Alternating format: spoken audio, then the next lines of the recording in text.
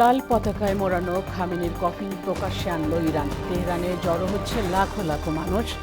জুলাই ইমাম রেজার মাজারে দাফন। দেশজুড়ে উদ্বেগজনক হারে বাড়ছে শিশু খুন, ধর্ষণ, সামাজিক অবক্ষয়, বিচারহীনতা এবং রাজনৈতিক প্রশ্রয়ে দায়ী বলছেন অপরাধ বিশ্লেষকরা। বাজেট পাশের পর অনেকটা স্থিতিশীল রাজধানীর নিত্যপণ্যের বাজার। আকাশ ছোঁয়া পোলাও চালের দাম, মাছ মাংস নাগালের বাইরে। এবং মহানাটকীয়তার ম্যাচে ক্রোয়েশিয়াকে হারিয়ে শেষ ষোলোয় পর্তুগাল, অস্ট্রিয়াকে উড়িয়ে দিল স্পেন, আলজেরিয়ার বিপক্ষে সুইজারল্যান্ডের জয়।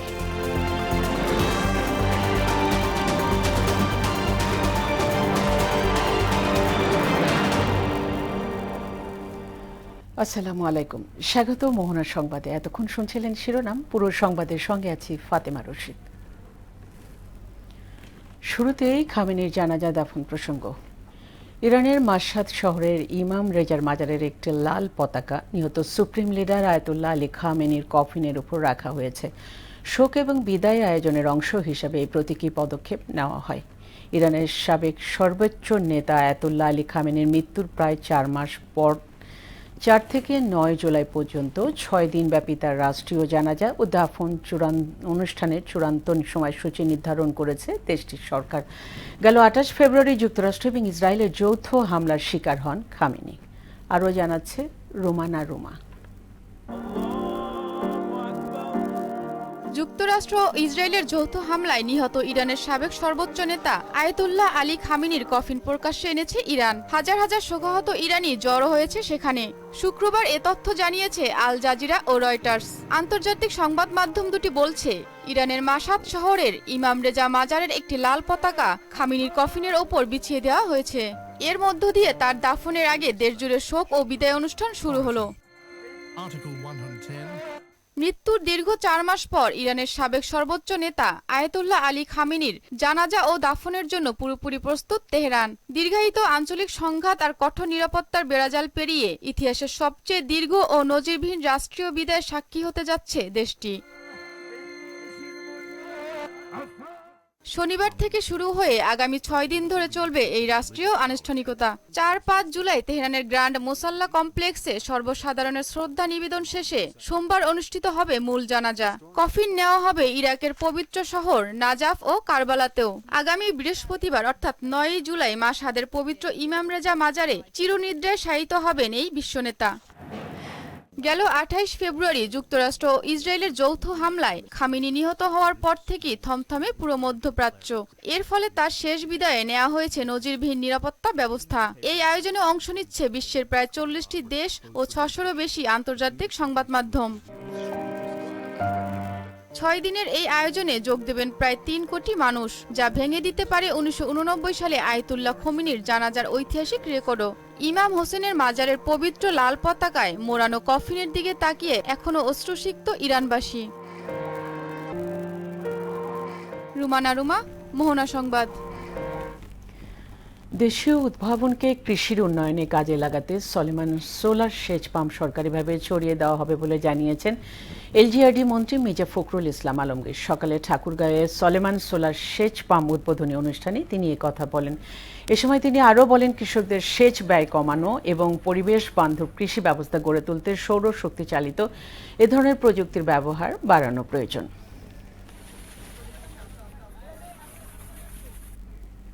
সুলেমান ভাই একটা অভূতপূর্ব আবিষ্কার করেছেন। সেই আবিষ্কার দিয়ে তিনি নিজের চেষ্টায়, নিজের প্রযুক্তি দিয়ে আজকে কৃষিতে এবং একই সঙ্গে মুরগির খামার, একই সঙ্গে বাসা বাড়িতে বিদ্যুৎ সরবরাহ, এই কাজগুলোতে তিনি সাহায্য করতে পারছেন।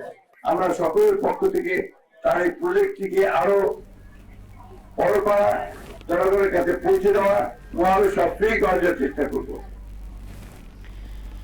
দেশজুড়ে উদ্বেগজনক হারে বাড়ছে শিশু ধর্ষণ, হত্যা, নির্যাতন। সামাজিক অবক্ষয়, বিচারহীনতার সংস্কৃতি, আইনের দীর্ঘসূত্রতা এবং অপরাধীদের রাজনৈতিক আশ্রয় প্রশ্রয় এ ধরনের অপরাধকে উস্কে দেয় বলেই মনে করছেন অপরাধ বিশ্লেষকরা। এ ব্যাধি দূর করতে আইনি কঠোরতার পাশাপাশি প্রয়োজন সমন্বিত সামাজিক আন্দোলন বলছেন গবেষকরা। নাদিম মোস্তফার ক্যামেরায় উষা ফেরদৌসের রিপোর্ট। এ বিশ্বকে এ শিশুর বাসযোগ্য করে যাব আমি, নবজাতকের কাছে এ আমার দৃঢ় অঙ্গীকার। কবি সুকান্ত ভট্টাচার্যের ছাড়পত্র কবিতায় উঠে এসেছে শিশুর বাসযোগ্য বিশ্বের স্বপ্ন, যেখানে পৃথিবী হবে শিশুদের, সব অন্যায় হবে পরাজিত। তবে বাস্তবতা ভিন্ন। সম্প্রতি শিশু ধর্ষণ, সংঘবদ্ধ ধর্ষণ এবং ধর্ষণের পর হত্যার মতো ঘটনাগুলো জনমনে গভীর উদ্বেগ ও ক্ষোভের সৃষ্টি করেছে।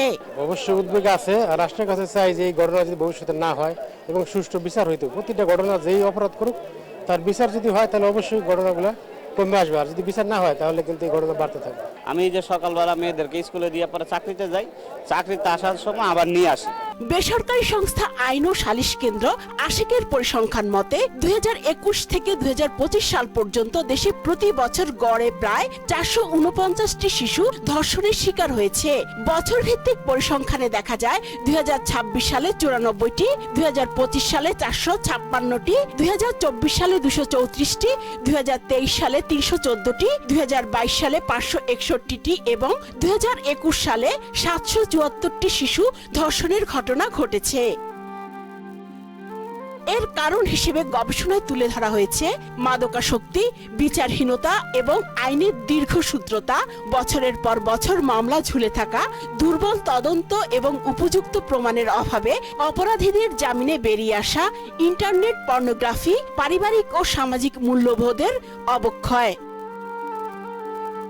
শিশু সুরক্ষা কেবল একটি নীতিগত প্রতিশ্রুতি নয়, বরং এটি রাষ্ট্রের একটি সাংবিধানিক দায়িত্ব, একটি মৌলিক মানবাধিকার বাধ্যবাধকতা। যারা অপরাধ করুক না কেন, তাদের ফ্যামিলি তাদেরকে প্রোটেক্ট করার জন্য উঠে পড়ে লাগতেছে। একজন মেয়েকে রেপ করা হচ্ছে, তাকে কাটা হচ্ছে, তাকে টুকরা টুকরা করা হচ্ছে, সেই লোককে আবার সে পালিয়ে যেতে এখানে হেল্প করেছে।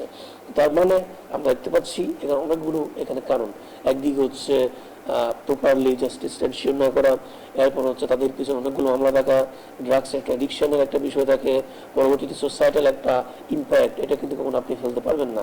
রাষ্ট্র ও সমাজের দায়িত্ব হলো এই ভুক্তভোগীদের পরিবারগুলোকে সম্পূর্ণ আইনি, মানসিক এবং পুনর্বাসন সহায়তা প্রদান করা। ফ্যামিলি থাকবে, সোসাইটি থাকবে, রাষ্ট্র থাকবে, আইন শৃঙ্খলা বাহিনী থাকবে, এমন একটা হোলিস্টিক অ্যাপ্রোচ ডেভেলপমেন্ট করা উচিত, যেটার পরিপ্রেক্ষিতে এই অপরাধগুলো সহজে নিয়ন্ত্রণ করা সম্ভব। উষা ফেরদৌস, মোহনা সংবাদ। ডিজিটাল প্ল্যাটফর্ম ও কুরিয়ার সার্ভিস ব্যবহার করে চলছিল মাদকের কারবার। রাজধানীর বিভিন্ন এলাকায় অভিযান চালিয়ে রেকর্ড পরিমাণ সীসা এবং বিপুল সরঞ্জাম সহ চক্রের 3 সদস্যকে গ্রেপ্তার করেছে মাদকদ্রব্য নিয়ন্ত্রণ অধিদপ্তর। শুক্রবার মাদকদ্রব্য নিয়ন্ত্রণ অধিদপ্তরের ডিএনসি এক সংবাদ সম্মেলনে তথ্য জানানো হয়। অভিযান চালিয়ে তাদের কাছ থেকে 65.9 কেজি সীসা, 41টি হুক্কা, 40 কেজি কয়লা এবং 5টি মোবাইল ফোন সহ বিপুল পরিমাণ সরঞ্জাম উদ্ধার করে ডিএনসি। কৌশল হিসাবে এই ব্যবসায়ীরা তারা অনলাইন প্ল্যাটফর্ম বেছে নিয়েছে। তারা বিভিন্ন প্ল্যাটফর্মের মাধ্যমে এটা মার্কেটিং করে আসছে, বিভিন্ন ধরনের গ্রাহক তৈরি করেছে তারা। তো এটাই ক্লু ধরে, একটা পার্সেলের ক্লু ধরে আমরা বিভিন্ন অ্যানালাইসিস করে, পর্যবেক্ষণ করে, পরিদর্শন করে আমরা প্রথমে একটা 1 কেজি একটা সীসার চালান জব্দ করা হয়। 2026-27 অর্থ বছরের বাজেট পাশের পর স্থিতিশীল রয়েছে নিত্যপণ্যের বাজার। পোলাও চালের দাম বেড়ে বিক্রি হচ্ছে প্রায় 200 টাকা। ওঠানামা করছে চিনি এবং কসমেটিক্সের দাম। সবজি, ব্রয়লার মুরগি, মাছের দাম আছে আগের মতোই বাড়তি। এমআর আসাদের রিপোর্ট। ঈদুল আজহা ও বাজেট পাশ পরবর্তী বাজারে প্রায় সব পণ্যের দাম রয়েছে স্থিতিশীল। তবে দাম বেড়েছে পোলাও চাল ও চিনির। পোলাও চাল দাম বেড়ে বিক্রি হচ্ছে প্রায় 200 টাকা। বাজেট হলে একটা জিনিস বলতে যে ভাই দাম বাড়বে, কিন্তু আসলে এরকম কিছু না। আগে যেই পরিস্থিতি ছিল, যেই বাজার ছিল, ওই বাজারটাই আছে। যেমন কিছু কিছু আইটেম বেশি, যেমন পোলাও চালটা দাম, এটা অতিরিক্ত দাম বাড়ছে। এটা ছিল রোজা ঈদে 130-40 টাকা কেজি, এখন 170 টাকা প্যাকেট, 190 টাকা। একটা লোক যদি পোলাও বা মনে করেন গরু মাংস খাইতে চায়, পোলাও বিরিয়ানি খাইতে চায়, তার কত টাকা পড়ে যায়? 1 কেজি মাংসের দাম যদি 800 টাকা হয়, পোলাও চাল আপনি এভরিথিং মিলাইয়া প্রায় 2000 টাকা খরচ হয়। চিনির দাম ছিল 95, 96 ছিল, সেই চিনি আছে 105 টাকা।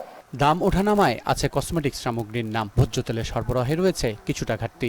এই বিম বা সাবান এগুলো অনেক বাড়ছে, কিছু কিছু আছে পণ্য মানে মান ওজন কমাই দিছে। আবার সয়াবিন তেল অনেক সময় সাপ্লাই থাকে, আবার থাকে না।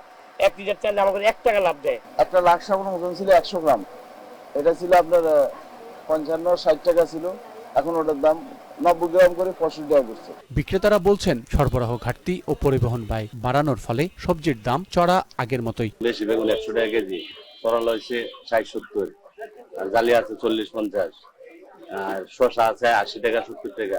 মাংসের বাজারে পরিবর্তন নেই। গরুর মাংস বিক্রি হচ্ছে কেজি 800 টাকার উপরে, ব্রয়লার মুরগি 200 টাকা কেজি। ঘাটে গরুর দাম বেশি, তারপরে 750 টাকা বেচতে হয়। এই হলো পরিস্থিতি। এখন সবার বাসায় মাংস আছে কম বেশ, দোকানদারি তেমন নাই। দেশি হলো 650 টাকা, ব্রয়লার হলো 180 টাকা, ব্রাউন কক এটাও 350 টাকা। খামারে যদি লাভবান হয় তাহলে মুরগি কন্টিনিউ থাকে, দাম তেমন না। আর যদি খামারে শর্ট পড়ে জায়গা, সেই ক্ষেত্রে দামটা একটু বেড়ে জায়গা। বরাবরের মতো মাছের বাজার চড়া, সরবরাহ ঘাটতিকেই এর মূল কারণ বলছেন ব্যবসায়ীরা।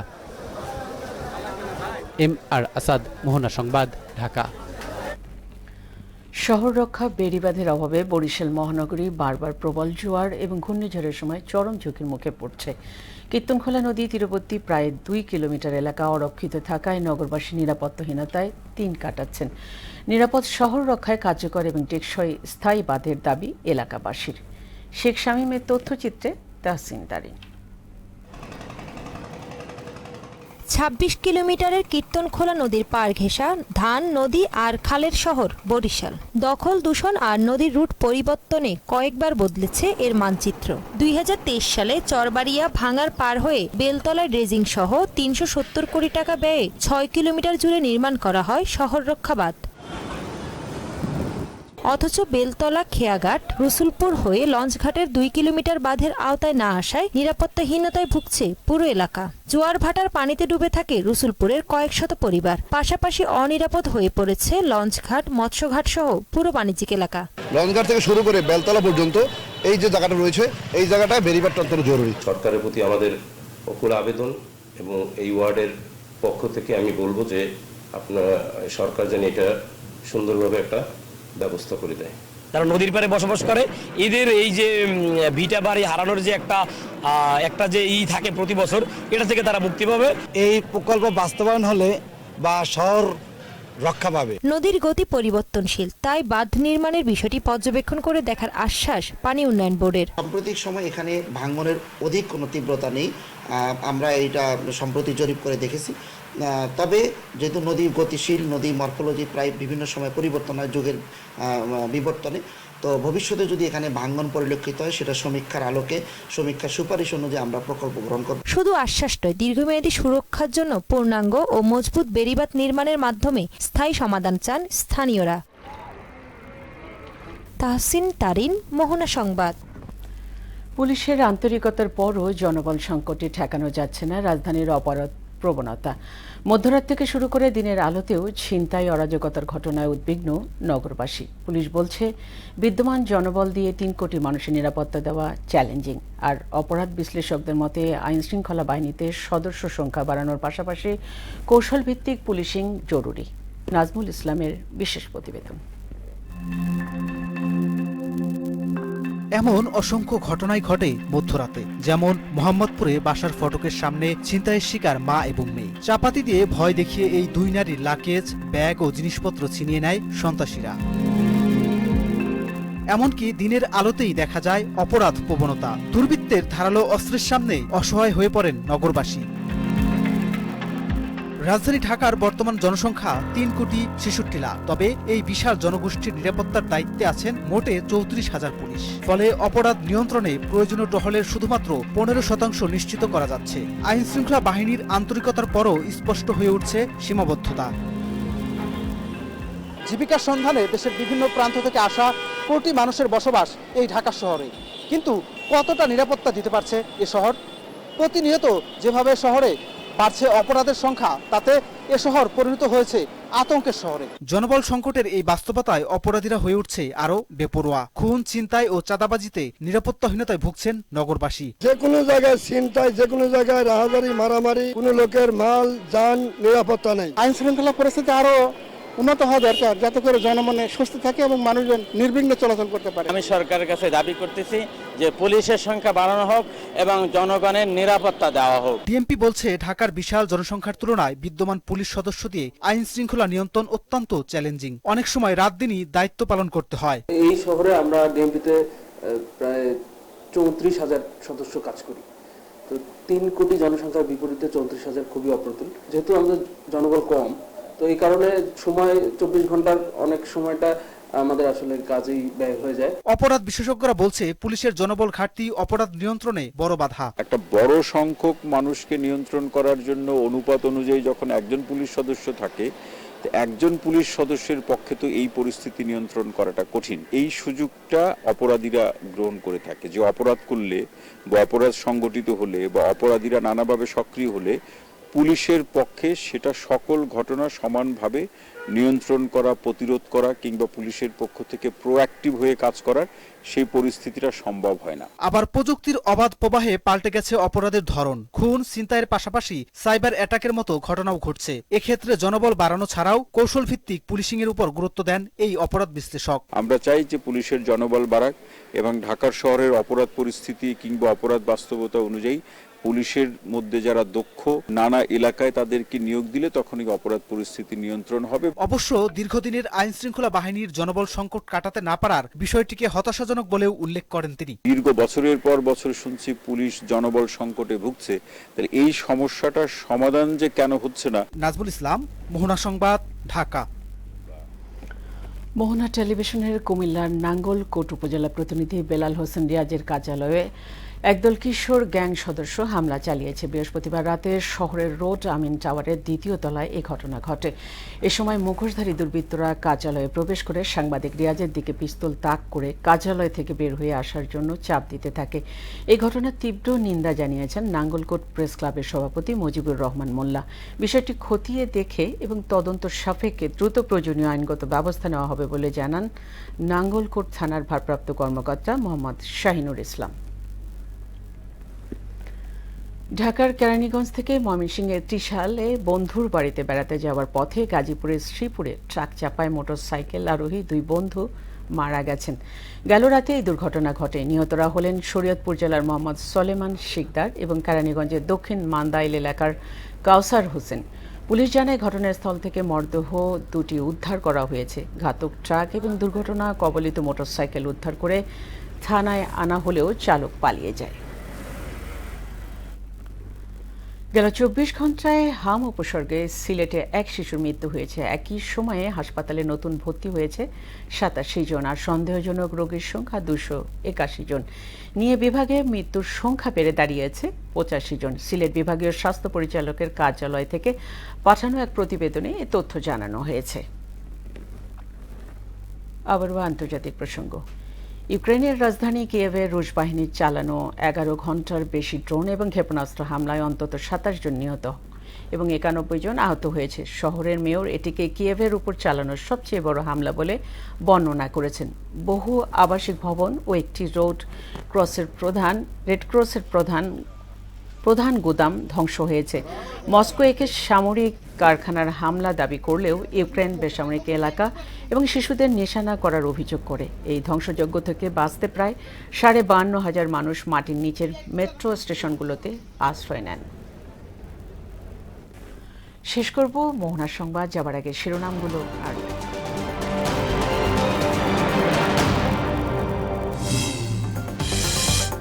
লাল পতাকায় মোড়ানো খামেনির কফিন প্রকাশ্যে আনল ইরান। তেহরানে জড়ো হচ্ছে লাখ লাখ মানুষ। 9 জুলাই ইমাম রেজার মাজারে দাফন। দেশজুড়ে উদ্বেগজনক হারে বাড়ছে শিশু খুন, ধর্ষণ, সামাজিক অবক্ষয় ও বিচারহীনতা ও রাজনৈতিক প্রশ্রয়ে দায়ী বলছেন অপরাধ বিশ্লেষকরা। বাজেট পাশের পর অনেকটা স্থিতিশীল রাজধানীর নিত্যপণ্যের বাজার। আকাশ ছোঁয়া পোলাও চালের দাম, মাছ মাংস নাগালের বাইরে। এবং মহানাটকীয়তার ম্যাচে ক্রোয়েশিয়াকে হারিয়ে শেষ 16 পর্তুগাল, অস্ট্রিয়াকে উড়িয়ে দিল স্পেন, আলজেরিয়ার বিপক্ষে সুইজারল্যান্ডের জয়। এই ছিল মোহনার সংবাদে। পরবর্তী সংবাদ বিকেল 5:30। এর আগে বিকাল 3টায় দেখবেন সংবাদ এক নজরে। মোহনার সব শেষ খবর জানতে ভিজিট করুন www.mohana.tv। সংবাদ দেখতে পারেন ফেসবুক ও ইউটিউবেও। এতক্ষণ সঙ্গে থাকার জন্য সবাইকে ধন্যবাদ।